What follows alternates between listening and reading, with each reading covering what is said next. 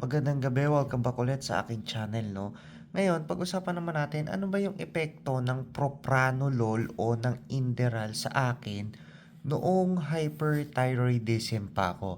Tara, pag-usapan natin. Okay, paglilinaw ulit, no? Hindi po ako isang doktor o espesyalista, kagaya nyo rin akong may problem sa thyroid. Alam ko, itatanong nyo, no, na ang propranolol ba o Inderal ay gamot sa hyperthyroidism? Okay, ang sagot po, hindi.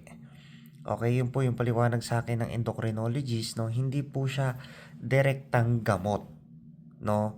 Para umayos ang ating thyroid or para maalis ang hyperthyroidism, no? Hindi po siya ganun.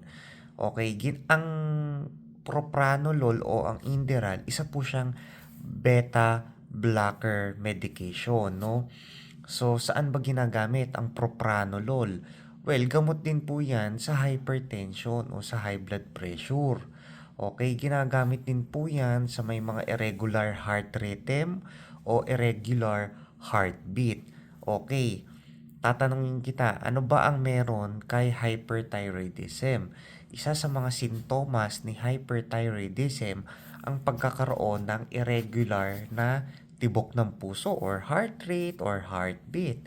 Minsan ang heartbeat or heart rate natin ay umaabot ng 105, 110, 120 beats per minute kahit nagpapahinga ka or kahit wala kang ginagawa.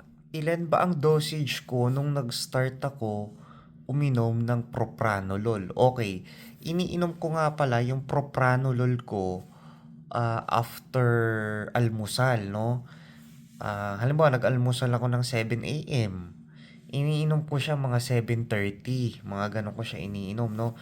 Kasi pagkakain ko, no, nung hyperthyroidism pa ako, yung tibok ng puso ko, blag, blag, blag, blag, blag, mabilis. Nararamdaman ko, minsan kahit ilagay mo lang yung palad mo rito, ramdam mong mabilis. Pag sinusukat ko, yung heart rate ko, ginagamitan ko siya nung pang BP, yung Omron. Minsan makikita mo dun 110, 105, ganun. No, kasi nagbibi pa rin ako.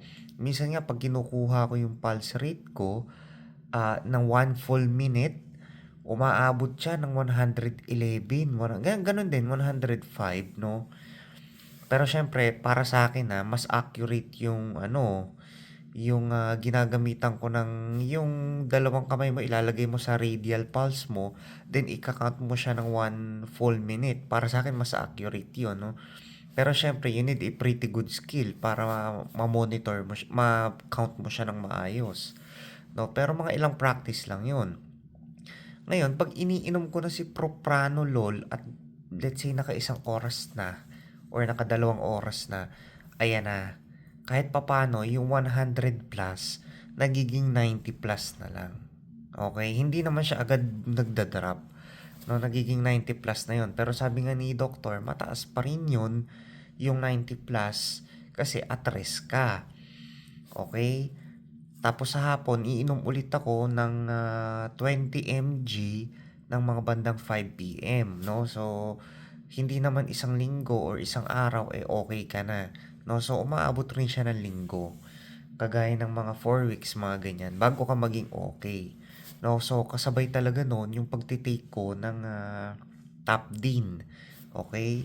So, yun yung prescribe sa akin o nireseta ni Doc paglabas ko ng ospital. Importante rin talaga dito yung monitoring at saka yung regular check-up. Kasi, pag nasobrahan ka naman ng propranolol, hindi rin naman maganda.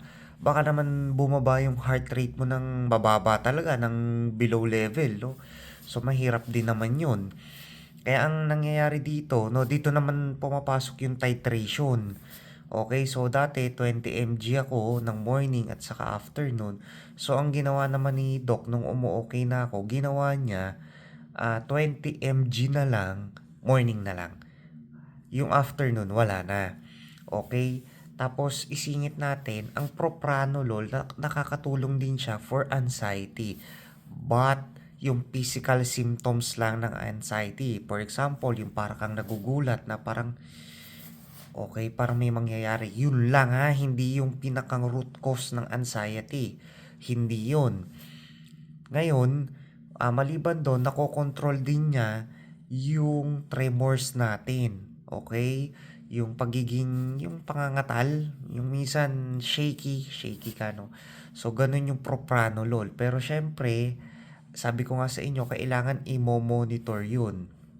Hindi siya basta-basta po pwedeng ihinto or kung gusto mo lang siyang kailan i-take, doon mo lang siya i-take, no? So, hindi po pwede yun. Kailangan i-monitor yun. Pag nakita naman ni doctor na yung blood pressure mo wala namang problem, yung heart rate mo or pulse rate mo within normal range naman, so it's time na magde-decide siya na okay, stop na natin to or babawasan pa natin ng dosage. Yung propranolol din kasi kadalasan yan talagang inirerekomenda daw nila yan sa mga pasyenteng may matataas ang presyon. Well, sa akin naman nun, tumaas din naman ang presyon ko. Let's say nagwa 125 ako noon over 85, 80. No? So, napansin ko noon, nung hyperthyroid ako, na medyo may kataasan. Pero syempre, dahil nga nakapropranolol ka, ayun. Siguro after 1 month, bumalik naman siya sa dati kong ano, number no, na 110, 70, 110, 75, mga ganun. No? So, talagang ginagamit siya for hypertensive patient din. Yun nga lang, hindi siya basta-basta po pwedeng ihinto once na tinitake na natin. Okay? Yung sa akin naman nahinto after mga ilang buwan din, mga 3 siguro, mga ganyan. Tapos dumating din yung time na yung mga nasobra ko, sabi niya sa akin, itago mo lang yan dahil in case na mag-palpitate ka, pwede mo siyang i-take. No? So, ganun. No? So, yun lang naman yung ano ko sa propranolol or Inderal. So, paano hanggang sa muli, no? Next time, pag-usapan naman natin yung ibang medication, no? Na na-encounter ko para sa hyper at saka sa hypothyroidism. Okay, so maraming salamat and God bless everyone.